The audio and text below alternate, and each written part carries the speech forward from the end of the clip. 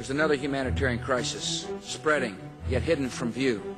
Each year, an estimated 800,000 to 900,000 human beings are bought, sold, or forced across the world's borders.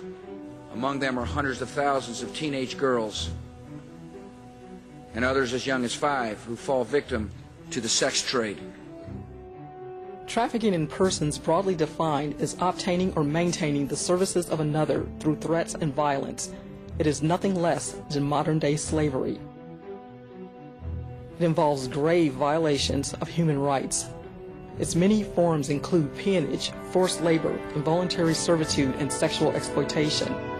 Because of its underground nature, it's a rapidly growing problem that's hard to control, but is often found in sweatshops, domestic service, prostitution, and among migrant farm workers. The Trafficking Victims Protection Act of 2000 gave us new tools to fight this crime. We no longer need to show coercion when dealing with minors who are trapped in prostitution. If they are under 18 and being offered for commercial sexual activity, they are the victims of trafficking.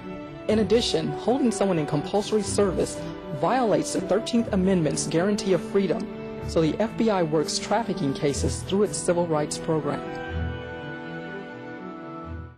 When I think about human trafficking, I'm reminded of a picture from one of our cases. It's a picture of a small room, 3 walls. The 4th wall is a ragged curtain separating it from the rest of the house. And in this room, there's a small bed, a twin bed. It's the room where one of our victims was held captive, a 14-year-old girl who was smuggled into this country by men and held in this room where she was forced to have sex with up to 30 men per day. 30 rapes per day, day after day after day. Now by the bed, there's a small nightstand, and on the nightstand, there's a teddy bear. This 14-year-old girl told us she kept the teddy bear to remind her of her childhood. There's one other item on that nightstand, a roll of paper towels. That is human trafficking. It is evil. It is hideous. That it occurs at all is intolerable. That it occurs here in the United States is unjustifiable.